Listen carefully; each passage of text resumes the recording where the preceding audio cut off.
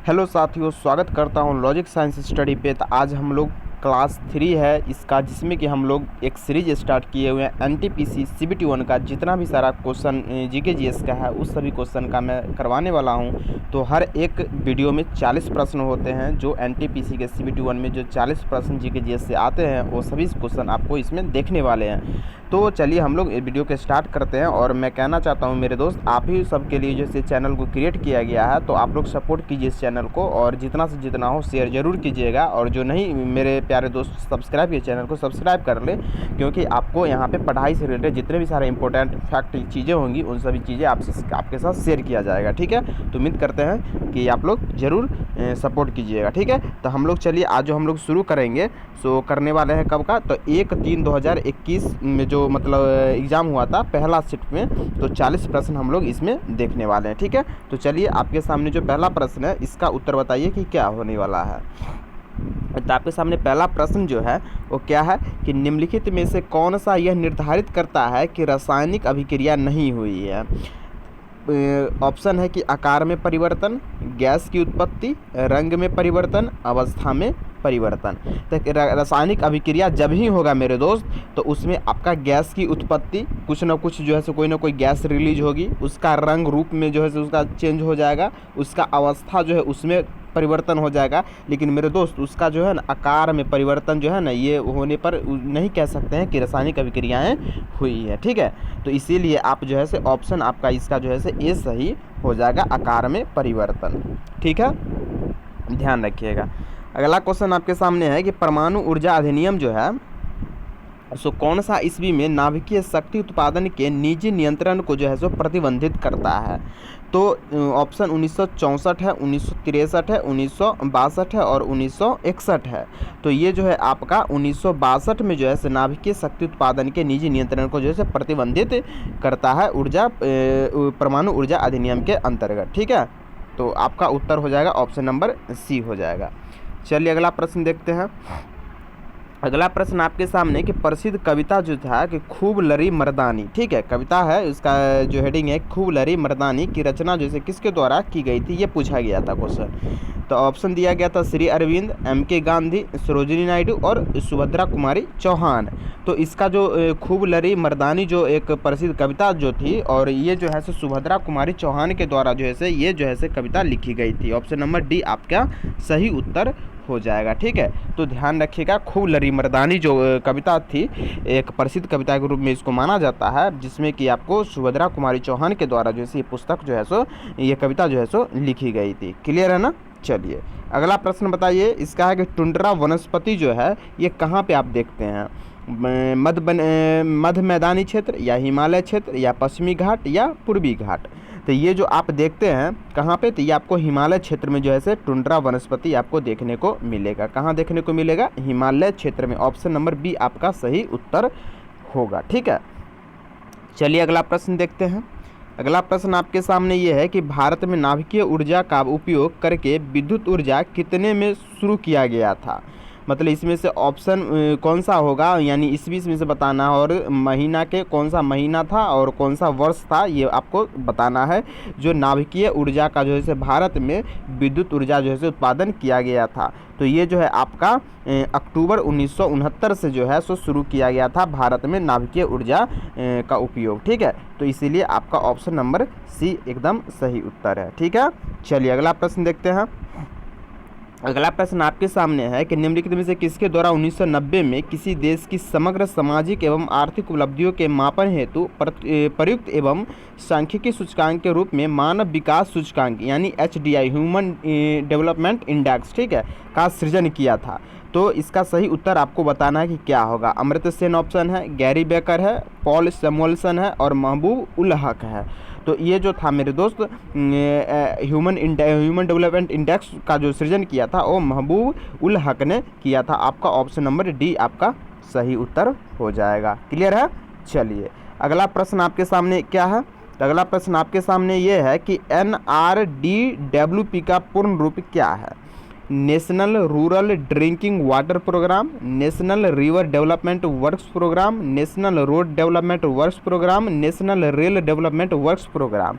तो NRDWP का जो फुल फॉर्म होता है national rural drinking water programme होता है, यानी ऑप्शन नंबर आपका जो है सो ए सही उत्तर हो जाएगा। तो बहुत इंपॉर्टेंट प्रश्न है, तो ये सब जो है से आपका CBT 2 में ज़रूर काम आएगा। ज़रूर उम्मीद है कि बहुत सारा क्वेश्चन रिपीटेड होता ही है, तो आप लोग उम्मीद करते हैं कि क्वेश्चन को ध्यान में ज़रूर रखिएगा। और ग्रुप डी तो है ही, तो ये दोनों के लिए बहुत ही, इसीलिए इस सीरीज़ को शुरू किया गया है, जिससे जो बच्चे तैयारी कर रहे हैं CBT 2 का हो या ग्रुप डी का, तो उन सभी को बहुत से बहुत मतलब लाभ मिल सके। ठीक है, चलिए अगला प्रश्न देखते हैं। तो अगला प्रश्न आपके सामने है कि प्राचीन समय के दौरान विकसित उन भूमिगत जलमार्गों का नाम बताना है जिसमें सिंचाई के उद्देश्य के लिए पानी को ढलान के रास्ते गुरुत्वाकर्षण द्वारा खींचा जाता है। इसमें से कौन सा एक ऐसा जलमार्ग का नाम बताना है, इसमें से कौन सा एक ऐसा जलमार्ग है। ऑप्शन आपके सामने दे दिया है नदियाँ, सहायक नदियाँ, सुरंगें और कनात। तो ये जो मेरे दोस्त, ये जो आपका कनात है, ये जलमार्ग का नाम दिया गया है। ये जो है सो सिंचाई के उद्देश्य के लिए पानी का मतलब एक ढलान के रास्ते जो है सो गुरुत्वाकर्षण द्वारा जो है खींचा जाता है, उस जलमार्ग का नाम ऑप्शन नंबर डी कनात है। ठीक है, ध्यान रखिएगा। चलिए अगला प्रश्न देखते हैं आपके सामने कि किस शहर के हवाई अड्डे पर लाल बहादुर शास्त्री की प्रतिमा स्थापित है। ऑप्शन आपके सामने वाराणसी दिया है, चेन्नई दिया है, शिमला दिया है, हैदराबाद दिया है। तो लाल बहादुर शास्त्री की प्रतिमा जो आप देखते हैं, ये आपको वाराणसी में जो है सो देखने को मिलेगा। वाराणसी हवाई अड्डा है ना, तो वहाँ पे आपको मतलब जाएंगे तो वहाँ पे लाल बहादुर शास्त्री जी की प्रतिमा वहाँ पे स्थापित की हुई है। ठीक है, चलिए अब हम लोग देखते हैं प्रश्न संख्या 10 की ओर हम लोग चलेंगे। चलिए प्रश्न संख्या 10। प्रश्न है आपके सामने कि 31 दिसंबर 2020 तक प्राप्त जानकारी के अनुसार बताना है कि एशियन डेवलपमेंट बैंक का अध्यक्ष जो है से कौन है। तो एशियन डेवलपमेंट ऑप्शन दे दिया था हिकोशबरू हाटा, ठीक है, ताकेहिको कवाबे, ताकेहिको हाटा, मसुगु असाकावा। ठीक है, तो ऑप्शन नंबर आपका जो हो जाएगा ऑप्शन नंबर डी जो है, ये एशियन डेवलपमेंट बैंक के जो है से क्या है, तो ये जो है से अध्यक्ष है। क्या है, अध्यक्ष है मसुगु असाकावा। ठीक है, ऑप्शन नंबर डी एकदम सही उत्तर है। अगला प्रश्न आपके सामने क्या दिया है कि भारत के पहले स्वदेश विमान वाहक पोत बताना। एयरक्राफ्ट कैरियर जो है सो क्या नाम था उसका। भारत के पहले स्वदेशक विमान वाहक पोत है। ठीक है, ऑप्शन आपके सामने दे दिया INS विजय, INS शक्ति, INS गरुड़, INS विक्रांत। तो ये सभी आप जरूर जानते होंगे कि भारत के सबसे पहले जो स्वदेशक विमान वाहक पोत थे उसका नाम जो था INS विक्रांत था। क्या था, INS Vikrant. Option number D आपका सही उत्तर हो जाएगा। चलिए अगला प्रश्न देखते हैं। मानव जाति होम्योसेपियंस जो है, इसके प्राचीनतम जो है सो सदस्य के अवशेष डैश में देखे जा सकते हैं। ऑप्शन आपके सामने दिए होमोसेपियंस, पहले आप जान लें कि किसका है। तो एक मानव का जैसे वैज्ञानिक नाम होमोसेपियंस है। ठीक है, तो इसके बारे में पूछा गया तो इसका जो प्राचीनतम सदस्य जो है इसका अवशेष कहाँ देखे जा सकते हैं। तो ऑप्शन नंबर आपके सामने दे दिया था उत्तरी अमेरिका, अंटार्कटिका, एशिया और अफ्रीका। तो ये जो है आपका अफ्रीका में जो है सो इसके अवशेष जो है सो देखे जा सकते हैं। तो ऑप्शन ध्यान रखिएगा कि या उत्तर ध्यान रखिएगा, अफ्रीका इसका सही उत्तर हो जाएगा। आपसे इस तरह का क्वेश्चन पूछा जाएगा और बोला जाएगा कि होमोसेपियंस का प्राचीनतम सदस्य आप कहाँ देखते हैं इसका अवशेष, तो आप जगह उत्तर क्या हो जाएगा, अफ्रीका हो जाएगा। क्लियर है। चलिए अगला प्रश्न देखते हैं हम लोग। अगला प्रश्न आपके सामने क्या है। तो अगला प्रश्न है मानव अधिकारों की सार्वभौम घोषणा, ठीक है, कि मसौदा समिति के अध्यक्ष कौन थे। ऑप्शन दे दिया था रेबेका अडामी, एंजेला जुरादक और एलेनोर रूजवेल्ट और हंसा मेहता। तो ये जो आपका सही उत्तर हो जाएगा एलेनोर जो है सो रूजवेल्ट जो है सो सार्वभौम जो है सो घोषणा की मसौदा समिति के अध्यक्ष किसका था, मानव अधिकारों के। ठीक है, ध्यान रखिएगा, मानव अधिकारों की सार्वभौम घोषणा की मसौदा समिति का अध्यक्ष जो है सो एलेनोर रूजवेल्ट है। ठीक है, चलिए अगला प्रश्न आपके सामने है कि 2019 में इनमें से किस स्थल को जो है सो लुप्तप्राय विश्व विरासत स्थल की सूची से हटा दिया गया, यानी वर्ल्ड हेरिटेज इन डेंजर्स की सूची से जो है हटा दिया गया। कौन सा इसमें से लुप्तप्राय विश्व विरासत स्थल है। तो ऑप्शन आपके सामने है कि बेथलेहम में स्थित यसू के जन्म स्थल है, ये Yellowstone National Park, Hatra, Abu Mena. तो इसका जो सही उत्तर हो जाएगा आपका बेथलेहम में स्थित यसू के जन्म स्थल जो है, जन्म स्थान जो है ये एक विश्व विरासत स्थल है, मतलब ये लुप्तप्राय विश्व विरासत स्थल है जिसको की है से वर्ल्ड हेरिटेज इन डेंजर्स की सूची से क्या कर दिया गया, इसको हटा दिया गया है। ठीक है, तो ये जो स्थल का जो नाम दे दिया है कि बेथलेहम में स्थित यीशु के जन्मस्थान है, जिसको विश्व विरासत स्थल सूची से हटा दिया गया है। चलिए अगला प्रश्न है आपके सामने 15 नंबर प्रश्न कि निम्नलिखित कारकों में से कौन सा जाति उद्गम में योगदान नहीं करता है। उद्गम इसका ब्रैकेट में आपका लिख दिया गया है इसको स्पष्ट रूप से कि जब मौजूदा जातियों में नई जातियां विकसित होती है तब के बारे में इसको बताना है। अपसारी विकास, आनुवंशिक प्रवाह, भौगोलिक पार्थक्य और विभिन्नता। तो इसका जो सही उत्तर हो जाएगा अपसारी विकास हो जाएगा। ऑप्शन नंबर क्या हो जाएगा, ऑप्शन नंबर ए हो जाएगा, अपसारी विकास हो जाएगा। जो ये जो है से आपका जाति उद्गम में जो है से ये योगदान नहीं करता है अपसारी विकास। ठीक है, चलिए अगला प्रश्न पूछा गया था कि डैश में शुरू की गई राजस्व प्रणाली को रैयतवारी बंदोबस्त के रूप में जाना जाता है। कौन शुरू किया था, बंगाल, पंजाब, मतलब कहाँ शुरू हुआ था, बॉम्ब डेक्कन या केरल में। तो ये जो है से आपका कहाँ शुरू हुआ था, बॉम्ब डेक्कन में जो है सो शुरू हुआ था। राजस्व प्रणाली को रैयतवारी बंदोबस्त के रूप में जो है सो जाना जाता है, बॉम्ब डेक्कन में। चलिए अगला प्रश्न देखते हैं। अगला प्रश्न है कि पुरातात्विक भाषा विज्ञानी और ईस्ट इंडिया कंपनी के अधिकारी जेम्स प्रिंसेप, ठीक है, ने वर्ष डैश में अशोक के राजा देश मतलब जो ब्राह्मी लिपि में लिखे गए थे व्याख्या की थी। उस वर्ष का नाम बताना। ठीक है, उस वर्ष का नाम बताइए कि उस वर्ष कौन सा वर्ष था जिसमें ईस्ट इंडिया के कंपनी अधिकारी जो जेम्स प्रिंसेप थे उन्होंने कितने ईस्वी में, तो वो जो है से 1837 ईस्वी में मतलब अशोक के राजा देश जो ब्राह्मी लिपि में लिखे गए थे उनकी व्याख्या की थी। ठीक है, तो ऑप्शन जो हो जाएगा ऑप्शन नंबर ए हो जाएगा 1837 में। ठीक है, चलिए अगला प्रश्न आपके सामने जो दिया हुआ है कि which among the flowing in an output device in the contact of computer system. तो इसका जो ऑप्शन दिया हुआ मतलब आउटपुट डिवाइस के बारे में इसमें बताया जा रहा है कि कौन सी है। जो ऑप्शन दे दिया कि मतलब मैग्नेटिक स्कैनर हो गया, ट्रैक बॉल हो गया, लाइट पेन हो गया और प्लॉटर हो गया। इसका सही उत्तर जो हो जाएगा एक आउटपुट डिवाइस के अंतर्गत एक प्लॉटर आता है। ठीक है, प्लॉटर एक क्या है और एक प्रिंटिंग की तरह ही ये काम वर्क करता है। तो आप ध्यान में रखिएगा कि आउटपुट डिवाइस के अंतर्गत जो है सो ये आपका प्लॉटर आता है। ठीक है, तो ये ध्यान रखिएगा, आपका सही उत्तर डी हो जाएगा। चलिए अब हम लोग अगला प्रश्न देखते हैं। चलिए 19 नंबर क्वेश्चन आपके सामने ये है, बताइए इसका उत्तर क्या हो जाएगा। इंद्रधनुष 2.0 किससे संबंधित है, सार्वजनिक क्षेत्र बैंकों का पुनर्पूंजीकरण से, या ग्रामीण बुनियादी ढांचा विकास से, या निजी क्षेत्र बैंकों का पुनर्जीवीकरण से, उसके बाद है आपका निर्यात आयात बैंकों का पुनर्पूंजीकरण से। तो इसका जो इंद्रधनुष 2.0 जो है ये सार्वजनिक क्षेत्रक बैंकों का पुनर्पूंजीकरण किससे जो है से ये संबंधित रखता है। ठीक है, तो ध्यान रखिएगा, इसका सही उत्तर आपके सामने क्या हो जाएगा, ऑप्शन नंबर ए आपका सही उत्तर होने वाला है। चलिए अगला प्रश्न हम लोग देखते हैं कि पुस्तक तहकीक माँ लिल हिल जो है सो किसके द्वारा जो है से लिखी है। ठीक है, किसके द्वारा लिखी है ये आपको बताना है। चलिए इसका जो उत्तर आपके सामने जो दिया हुआ है मतलब ऑप्शन ये क्या है, मेगास्थनीज जो है। ठीक है, क्या है, मेगास्थनीज। उसके बाद जो है से अल मसूदी, इब्न बतूता, अल बरूनी। तो इसका सही उत्तर जो होने वाला है अल बरूनी। अल बरूनी के द्वारा जो है से तहकीक माँ लिल हिल जो है सो ये जो पुस्तक जो है सो लिखी गई थी अल बरूनी के द्वारा। चलिए अगला प्रश्न देखते हैं। निम्नलिखित में से कौन सा एक फाइल शेयरिंग ऐप नहीं है। ऑप्शन है कि पुश बुलेट, सुपर बीम, सरफ्लाई, एयर ड्राइड। ठीक है, तो इसका जो सही उत्तर हो जाएगा सरफ्लाई जो है ये आपका एक शेयरिंग ऐप नहीं है। ठीक है, कौन सा शेयरिंग ऐप नहीं है, सरफ्लाई। ठीक है, ध्यान रखिएगा। अगला प्रश्न आपके सामने है कि इनमें से किस राष्ट्र ने अक्टूबर 2019 में यह घोषणा की थी कि वह 1 जनवरी 2020 को 14 राष्ट्रों वाले organisation of the petroleum exporting countries से बाहर हो जाएगा। ऑप्शन दे दिया था कुवैत, इक्वाडोर, सऊदी अरब और यूएसए।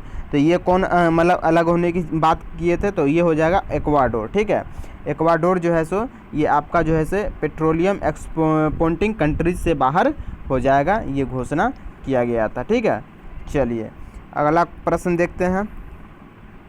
अगला प्रश्न आपके सामने कि कितना मतलब ईस्वी बताना जिसमें भारत के सभी बड़े उद्योगपतियों ने देश में एक नियोजित अर्थव्यवस्था की स्थापना हेतु एक साथ मिलकर एक संयुक्त प्रस्ताव तैयार किया था। तो कब संयुक्त प्रस्ताव तैयार किया था ये आपको बताना है, 1944 में या 1941 में, 1940 में या 1936 में। तो ये जो है आपका 1944 में जो है सो भारत के जितने भी बड़े उद्योगपति हैं वो सभी ने एक नियोजित अर्थव्यवस्था की स्थापना करने के लिए एक साथ मिलकर एक संयुक्त प्रस्ताव का जो है सो तैयार किया गया था। अगला प्रश्न आपके सामने, गोल गुंबज जो है से किस राज्य में स्थित है? मध्य प्रदेश, तमिलनाडु, हिमाचल प्रदेश, कर्नाटक। बताइए इसका सही उत्तर क्या हो जाएगा? तो ये जो आपका गोल गुंबज जो देख रहे हैं ये आपका जो है से कहाँ है? कर्नाटक में स्थित है। कहाँ स्थित है? कर्नाटक राज्य में जो है से स्थित है। ठीक है, चलिए अगला क्वेश्चन आपके सामने, PSD किस प्रकार की कंप्यूटर फाइल का एक्सटेंशन है? PSD, ठीक है। तो PSD किसका है? एडोब फोटोशॉप का, एडोब एक्रोबेट का, या पेंटशॉप प्रो का, या माइक्रोसॉफ्ट वर्ड का। तो ये जो हो जाएगा आपका एडोब फोटोशॉप का PSD जो है से एक कंप्यूटर फाइल एक्सटेंशन है। ठीक है, ध्यान रखिएगा किसका? एडोब फोटोशॉप का PSD। चलिए अगला प्रश्न देखते हैं, क्वेश्चन नंबर 26। ब्रिटिश साम्राज्य ने भारत की स्वतंत्रता के बाद भारत के प्रधानमंत्री जवाहरलाल नेहरू ने किसकी अध्यक्षता में परमाणु विकास कार्यक्रम को मंजूरी दी थी? ऑप्शन दिया है होमी जे भाभा, ठीक है, होमी जहांगीर भाभा जिसको बोलते हैं, SN बोस हो गया, S चंद्रशेखर हो गया, विक्रम साराभाई हो गया। तो ये जो हो जाए होमी जहांगीर भाभा की अध्यक्षता में परमाणु विकास कार्यक्रम की मंजूरी दे दी गई थी। तो ऑप्शन नंबर ए आपका सही उत्तर हो जाएगा। ठीक है, चलिए अगला प्रश्न आपके सामने है कि इनमें से किस प्रकार के अंगों की बुनियादी संरचना एवं उत्पत्ति समान होती है किंतु उनके कार्य जो है सो भिन्न होते हैं? क्या कह रहा है कि इनमें से किस प्रकार के अंगों की बुनियादी संरचना एवं उत्पत्ति समान होती है? अच्छा, संरचना भी और उत्पत्ति भी दोनों समान किंतु उसके कार्य भिन्न, कार्य अलग अलग होते हैं। तो उसको क्या बोलते हैं? समधर्मी, समजात, विषमधर्मी और समवृत्ति। तो इसको मेरे दोस्त बोलते हैं समजात बोलते हैं, जिसका संरचना उत्पत्ति तो समान होगी लेकिन कार्य क्या हो जाएगी? भिन्न हो जाएगी। ठीक है, तो ऑप्शन नंबर बी आपका सही उत्तर हो जाएगा। चलिए अगला प्रश्न देखते हैं, निम्नलिखित में से किसे वर्ष 1938-1939 में भारतीय राष्ट्रीय कांग्रेस के अध्यक्ष के रूप में निर्वाचित किया गया था? सरदार पटेल, राजेंद्र प्रसाद, BR अम्बेडकर, सुभाष चंद्र बोस। तो ये जो है आपका मतलब सुभाष चंद्र बोस जो है 1938-1939 में भारतीय राष्ट्रीय कांग्रेस के अध्यक्ष के रूप में जो है निर्वाचित किया गया था सुभाष चंद्र बोस को। ठीक है, ध्यान रखिएगा। अगला प्रश्न आपके सामने क्या है? चलिए अगला प्रश्न है आपके सामने, श्रवणबेलगोला में स्थित गुप्तेश्वर मूर्ति जो है की सामग्री किससे बनी हुई है? ग्रेनाइट, संगमरमर, लाल पत्थर और लोहयस्क। तो ये जो है आपका ग्रेनाइट से जो है सो श्रवणबेलगोला में स्थित गुप्तेश्वर का मूर्ति जो है सो आपको ग्रेनाइट की जो है सो उससे बनी हुई है। ठीक है, किससे बनी हुई है? ग्रेनाइट से बनी हुई है। ऑप्शन नंबर ए आपका सही उत्तर हो जाएगा। अंगूर की खेती इनमें से किस क्षेत्र की विशेषता है? ऑस्ट्रेलिया हो गया ऑप्शन, भूमध्य सागरीय क्षेत्र, उत्तर कैलिफोर्निया, ऑस्ट्रिया। तो अंगूर की खेती के लिए जो क्षेत्र विशेषता है वो है आपका भूमध्य सागरीय क्षेत्र है, जो अंगूर की खेती के लिए इनमें से जो है सो ये जो ऑप्शन के अकॉर्डिंग भूमध्य सागरीय क्षेत्र जो होगा आपका सही उत्तर होने वाला है। चलिए अगला प्रश्न देख लेते हैं, आपका 31 नंबर प्रश्न देख लेते हैं। 31 नंबर क्वेश्चन क्या है? तो आपके सामने जो 31 नंबर प्रश्न है वो क्या है कि बाणभट्ट जो है सो किस राजा के दरबारी कवि थे? ये ना क्वेश्चन है। हाँ, बाणभट्ट की किस राजा के दरबारी कवि थे? चंद्रगुप्त ऑप्शन दे दिया, हर्षवर्धन, अशोक और समुद्रगुप्त। तो ये जो है आपका हर्षवर्धन के दरबारी कवि थे कौन? बाणभट्ट। ठीक है, ध्यान रखिएगा। तो ऑप्शन नंबर बी आपका सही उत्तर होगा। जनवरी 2021 तक प्राप्त जानकारी के अनुसार भारत में स्थित यूनेस्को विश्व विरासत स्थलों की संख्या कितनी है? 18 है, 41 है, 38 है और 52 है। तो ये जो आपका उत्तर हो जाएगा 38। 2021 तक जानकारी के प्राप्त के अनुसार, मतलब अभी जब एग्जाम होता उस समय तो 38 था, लेकिन अभी आपसे पूछा जाएगा तो अभी आपका 40 उत्तर हो जाएगा। कितना हो जाएगा? 40, क्योंकि एक धौलावीरा में जो है वो आपका जो है से ऐड हो गया, जो गुजरात में धौलावीरा है, एक जो तेलंगाना में जो एक है वो जो है से आपका गुप्तेश्वर मंदिर है ना, मतलब वो जो अभी शामिल हुआ है अभी यूनेस्को के अंदर। तो आपका 2 इधर हो गया, 38 पहले था, तभी आपको कोई पूछा जाएगा तो आपका 40 उत्तर हो जाएगा। ठीक है, तो ध्यान रखिएगा इसका। चलिए अगला प्रश्न आपके सामने क्या है कि वित्तीय वर्ष 2019-20 में भारत को प्राप्त FDI इक्विटी अंतर्वाह का सर्वाधिक हिस्सा इनमें से किस राष्ट्र से प्राप्त हुआ है? मॉरिशस, नीदरलैंड, जापान और सिंगापुर। तो इसका जो आपका सही उत्तर क्या हो जाएगा, तो ये हो जाएगा आपका सिंगापुर जो है मतलब वित्तीय वर्ष 2019-20 में जो है भारत को जो है से FDI इक्विटी के अंतर्गत जो है से इसका सर्वाधिक हिस्सा जो है सो सिंगापुर राष्ट्र से जो है सो प्राप्त हुआ था। ठीक है, चलिए अगला प्रश्न आपके सामने है कि लैंगिक प्रजननशील प्राणियों में समान गुण के वंशाणुओं के कितने प्रतिरूप जो है से मौजूद होते हैं? 1, 4, 2 और 3। तो लैंगिक प्रजननशील प्राणियों के समान गुण के वंशाणुओं के लिए प्रतिरूप मौजूद होते हैं। तो ये जो आपका उत्तर हो जाएगा मतलब 2 हो जाएगा। कितना हो जाएगा? 2 हो जाएगा। जो समान गुण के वंशाणुओं के लिए जो है प्रतिरूप होते हैं लैंगिक प्रजननशील प्राणियों में। ध्यान रखिएगा, लैंगिक की बात किया जा रहा है। ठीक है, तो लैंगिक में आपका 2 हो जाएगा। ठीक है, चलिए अगला प्रश्न आपके सामने है। अगला प्रश्न क्या है आपके सामने कि व्यापार एवं आर्थिक संबंध समिति का प्रमुख कौन होता है? वित्त मंत्री, नीति आयोग के उपाध्यक्ष, RBI गवर्नर, प्रधानमंत्री। तो ये जो आपका होता है व्यापार एवं आर्थिक संबंध समिति जो होता है इसका प्रमुख जो माना जाता है वो प्रधानमंत्री जी होते हैं। ठीक है, ध्यान रखिएगा, प्रधानमंत्री होते हैं इसका व्यापार एवं आर्थिक संबंध समिति के प्रमुख। चलिए आगे बात करेंगे, क्वेश्चन नंबर 36 पे चलेंगे।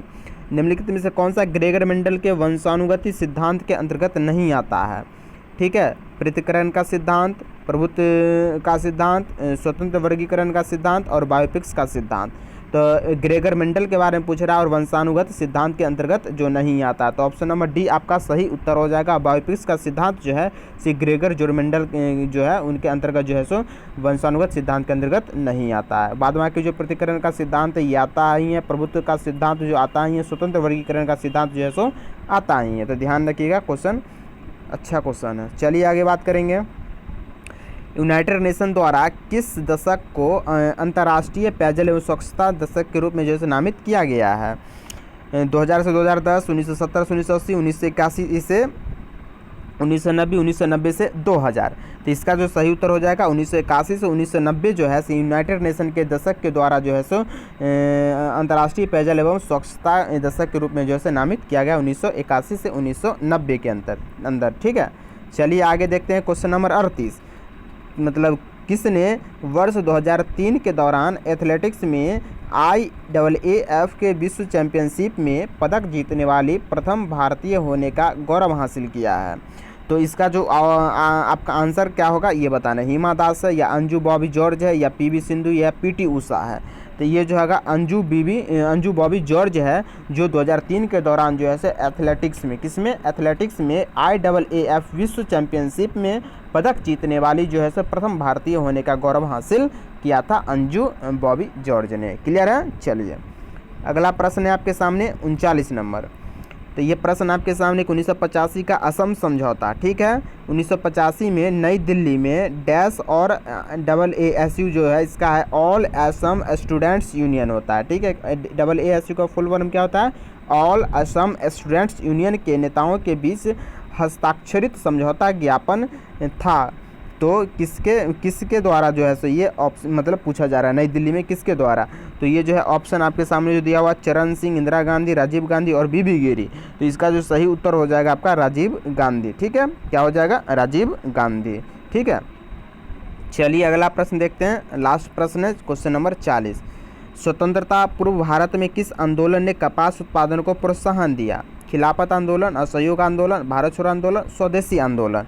तो इसका जो सही उत्तर हो जाएगा आपका स्वदेशी आंदोलन जो है कपास उत्पादन को प्रोत्साहन दिया था। कौन आंदोलन? स्वदेशी आंदोलन। ठीक है, स्वतंत्रता पूर्व जो है भारत में किस आंदोलन ने कपास उत्पादन को प्रोत्साहन दिया था? तो स्वदेशी आंदोलन है जो कपास उत्पादन को क्या है प्रोत्साहन दिया था। ध्यान रखिएगा। तो ऑप्शन नंबर जो है आपका डी सही उत्तर है। क्लियर है? चलिए, तो 40 प्रश्न था जो कि मतलब NTPC CBT में 40 प्रश्न ही पूछे जाते थे ना, तो 40 का 40 प्रश्न एक वीडियो के माध्यम से मैं आपको प्रोवाइड करते जा रहा हूं। और मैं आप लोग से ये रिक्वेस्ट करता हूं कि प्लीज़ चैनल को सपोर्ट कीजिए और चैनल कीजिए। और जो मेरे नए दोस्त जो इस चैनल पे पहली बार आए हैं तो प्लीज़ चैनल को सब्सक्राइब करके अपने दोस्त के पास भी शेयर कर दें। जो बच्चे तैयारी कर रहे हैं ग्रुप D CBT 2 का, उन सभी को इससे जो है फ़ायदा मिल सके, क्योंकि इस प्रश्न को करना बहुत ही अति ही आवश्यक है जो मैं आपको करवा रहा हूँ। तो प्लीज़ आप लोग सपोर्ट ज़रूर करें। और चलिए फिर हम लोग मिलेंगे कल इसके एक अगले वीडियो में, जिसमें हम लोग जो अब करेंगे सो करने वाले हैं 1/4/2021 का सेकेंड शिफ्ट में। ये जो मैं करवाया हूँ आपको फर्स्ट शिफ्ट का करवाया हूँ, ठीक है। तो 1/4/2021 का फर्स्ट शिफ्ट का मैं 40% करवा दिया हूँ। अब हम लोग अगले वीडियो में जो मिलेंगे उसमें इस क्वेश्चन में जो जीके जीएस थोड़ा अच्छा खासा जीके जीएस था, जो आपको बहुत सारा ऐसा लगा रहा हो कि भाई कैसा जीके जीएस था। जी हाँ, आपको जानना है, अगर वीडियो मतलब एक बार में ना क्लियर हो तो ज़रूर इसको एक बार और देखने की कोशिश करें, जिससे कि आपको जीके जीएस जो मतलब कठिन प्रश्न हो ना तो उसको 1-2 बार ज़रूर और रिपीट कर लीजिए, जिससे कि आपको ध्यान में वो रहेगा। तो हम लोग अब जो बात करेंगे सेकंड जो है सेकंड शिफ्ट का क्वेश्चन जो है हम लोग अगले वीडियो में हम लोग करने वाले हैं 40%, ठीक है। तो चलिए मिलेंगे हम लोग नेक्स्ट वीडियो में। Thank you for watching this video, love you all, take care, bye.